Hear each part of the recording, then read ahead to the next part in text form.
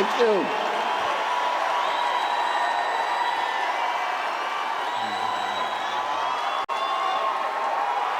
Thank you.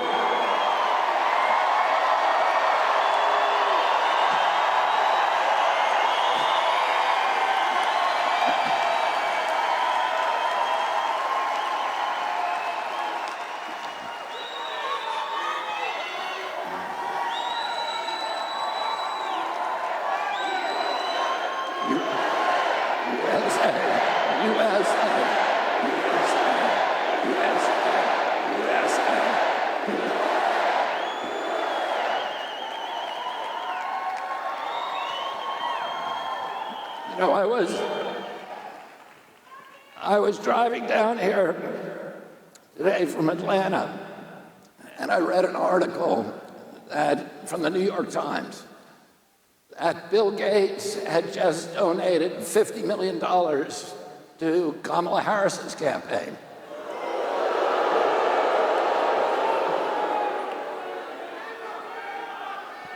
And the article said that it was the first donation that he's made in 20 years, that he stayed out of politics, that he's been bipartisan. It was a dark money donation. He didn't intend for it to be public. He routed the donation through a 501c4, which was an organization that was set up to conceal large money donations to the Harris campaign. Now, he said, when the Times asked him, he said he had donated zero in the 2020 campaign when President Biden was running against President Trump. And he said this campaign is different than any other. And so he felt the need to do this. Now, do you think Bill Gates made that donation out of a patriotic impulse? Do you think he made it out of a humanitarian impulse? Do you think he made it because he wants global health? Or because he wants to make America healthy again? Well, there was something else, another article about Bill Gates that came out today that said he's just been indicted.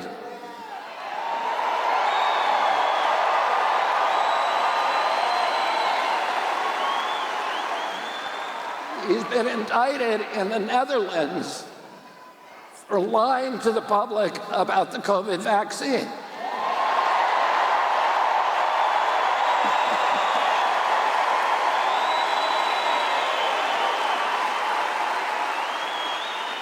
And he's going to have to go to trial. You think that he wants to go to trial here in the United States of America? You think maybe that's one of the reasons he chose to give $50 million to Kamala Harris? Oh, I want to point out somebody who's in the audience tonight. She's a woman named Sherry Peebles. And Sherry, are you here? Will you stand up if I can point you out? Okay, so Sherry Peebles is an African-American woman who has a daughter, Shayna, a straight-A student. She missed 60 days of school because she was in a hospital because she had sickle cell anemia. And her mom, Sherry, filled out all the forms, the federal and the state forms, explaining why she was missing her school. She did her schoolwork every day. She got straight A's, as I said. But Kamala Harris was the Attorney General of California. And Kamala Harris learned that the state was losing $1.3 billion a year because of truancy. And she said, I want that money. So I'm going to start putting parents in jail whose children skip too much school. Oh, she arrested Sherry Peoples in her home. The police came in and handcuffed her. And when she said, why am I being handcuffed? The police said to her, talk to Kamala Harris.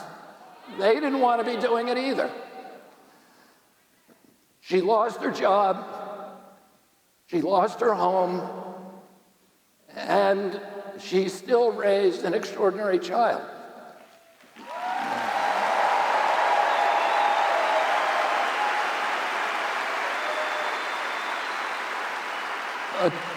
Don't you want a president of the United States who's going to end chronic disease rather than putting parents in jail?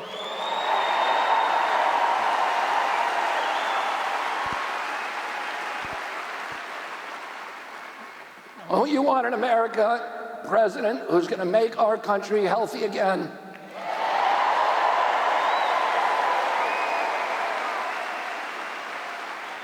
I saw another posting while I was driving down here today that shocked me too, actually.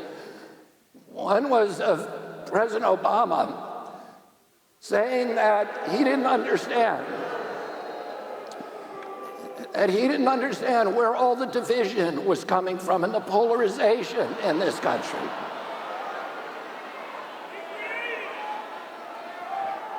And then there was another posting by Kamala Harris standing outside the Naval Observatory, which is the official residence of the Vice President of the United States, standing behind the presidential seal for our country, and comparing Donald Trump to Hitler.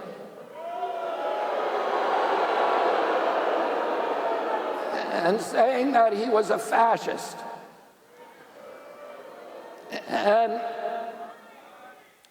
she based this extraordinary, irresponsible accusation on a story by John F. King, who was the director of Department of Homeland Security under Donald Trump and is a former Marine general and is deep into the deep state and to the intelligence apparatus in this country. Or John F. Kelly, I'm sorry.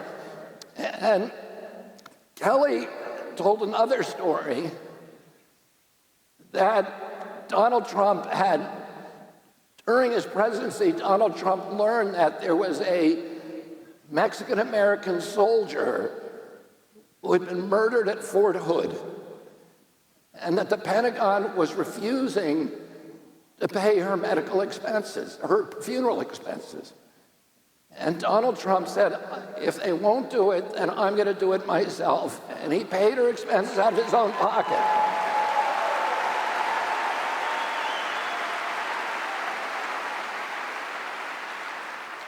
And in order to discredit this extraordinary gesture of love and generosity by the American president, a soldier who he had never met before, John Kelly invented a story that he had made an insensitive remark about Mexicans. Unfortunately for Kelly, there were 3 people in the room at that time who all said that Kelly was lying, that it was an outright fabrication. So we need to wonder when Kelly invents this story that says that, where he said that President Trump wanted generals around him who were like Hitler's generals, which of course he didn't say. We already know that Kelly is a liar. And that Kelly invented other stories that were derogatory about the president. And these are the kind of stories you're seeing from all the generals and the intelligence agents who do not want to see Donald Trump in office again. And we have now somebody who's running for the presidency of the United States, a vice president, who is repeating these irresponsible stories. And to me, that alone disqualifies her for the presidency.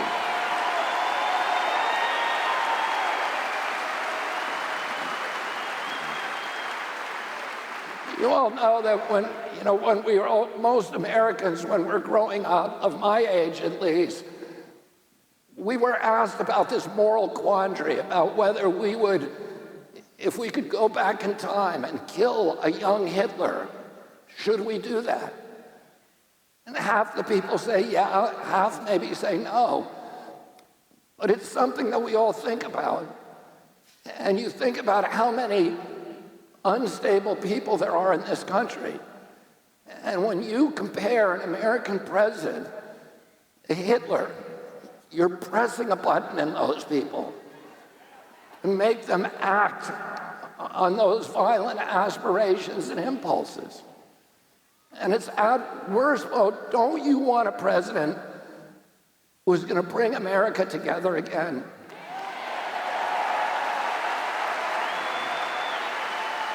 Who's going to end the polarization and the division in our country? I left the Democratic Party because the Democratic Party left me.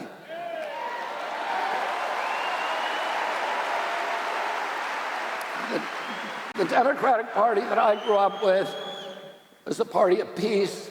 It was the party of constitutional rights, including free speech. It was the party of women's rights and women's sports. My uncle, Ted Kennedy, wrote Title IX to make sure that women could play sports with other women.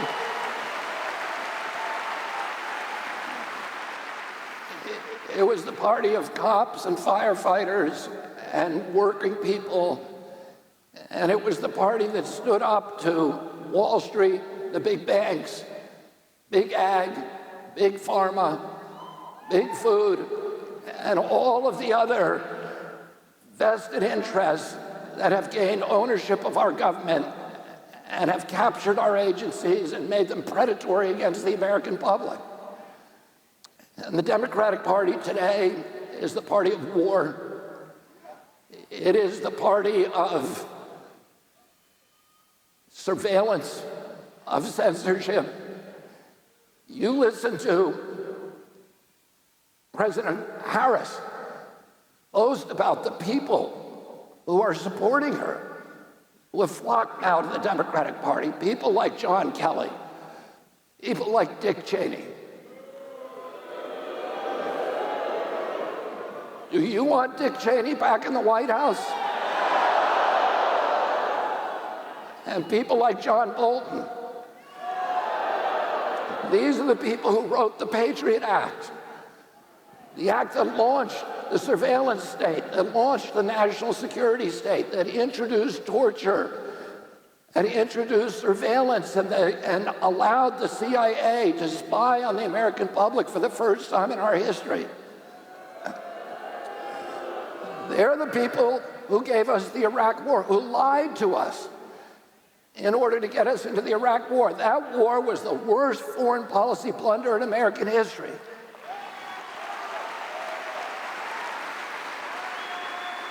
That war cost $4.3 trillion. And we killed more Iraqis than Saddam Hussein. We created ISIS. We drove 4 million refugees into Europe and destabilized every democracy in Europe for generations. Brexit is a direct result of that war. All of the riots we're seeing now in European cities are a result of that war. The rise of totalitarianism across Europe, the end of free speech across Europe, is a result of that war. And don't you think we should have learned a lesson from that war? You think the Democratic Party learned that lesson? Do you think Dick Cheney has changed his opinion about the Patriot Act? No. He's changed parties because he thinks the Democratic Party is now the party of the neocons. is the party of surveillance, of censorship, of war. And it's the party that is a cheerleader for big ag, for big pharma, for the people who are poisoning our children. The most existential threat that our country faces today is this chronic disease epidemic. When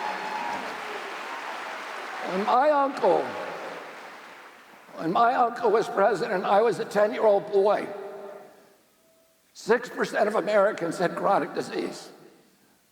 3% were obese. We spent $0 every year treating chronic disease. Zero. Today, 60% of Americans have chronic disease. About 70% are obese or overweight. Do you know how many people are obese and overweight in Japan? 3%. Same as here in 1963. We have 70%. 77% of American kids cannot qualify for military service. The diabetes rates in our country have gone from virtually zero. When I was a kid, the average pediatrician saw one case of diabetes in his entire 50-year career. Today, 1 out of every 3 children who walk through his office door is diabetic or pre-diabetic. When I was a kid, and today, in 70-year-old men, 1 in 10,000 people had autism. Today, 1 in every 34 of our children have autism. 1 in every 22 boys. This is existential for our country. We're spending $4.3 trillion on chronic disease. That's 5 times our military budget. This is going to destroy our country unless we have a president who's going to end it forever.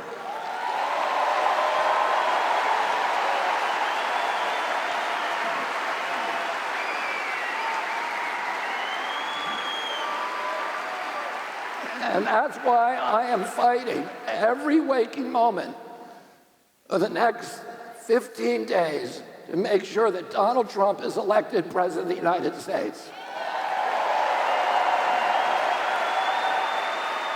Now, when I was a kid, the Republicans controlled all the money in this country. 70% of the wealth in our country was owned by Republicans, about 30% by Democrats. Today, 70% of the wealth is owned by Democrats and 30% by Republicans. There's been a total inversion of policy and of the constituencies of both these parties. The Republican Party has been become the party of working people in this country.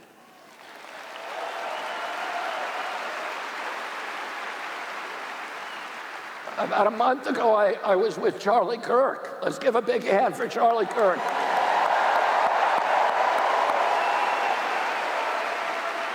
And he said to me, he said, Donald Trump ran all the billionaires out of the Republican Party, like Bill Gates. And yesterday, it was announced that Kamala Harris has raised $2 for every $1 that has been raised by Donald Trump. That's because it's all coming from people like Bill Gates. And they have all the money now. We have all the people.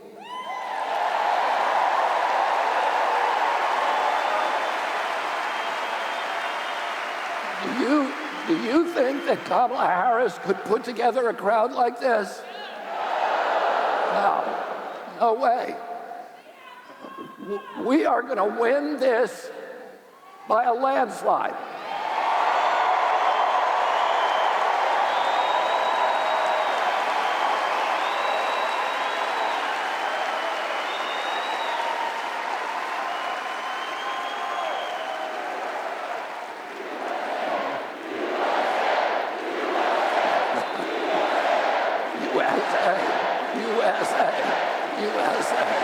USA. Don't you want a president of the United States that is going to defend our Constitution? I'll say one other thing.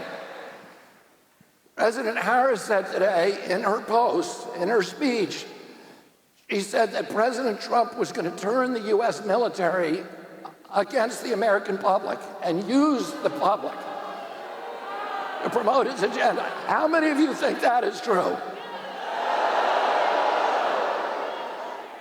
Well, what's interesting to me is that the Biden-Harris administration has done something 2 weeks ago that has never been done in American history, which is to send exactly lethal force, to send a directive to the Pentagon, changing the law to make it legal for the U.S. military to use lethal force against American citizens on American soil.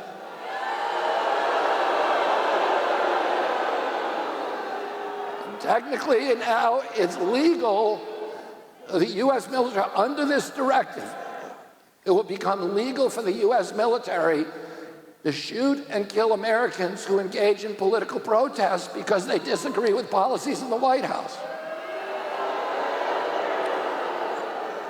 I'm not making this up. Any of you can look it up. This is a Democratic initiative. This did not come during the Trump administration. This did not come from Donald Trump. It came from the Democratic Party. And that's why I left the Democratic Party.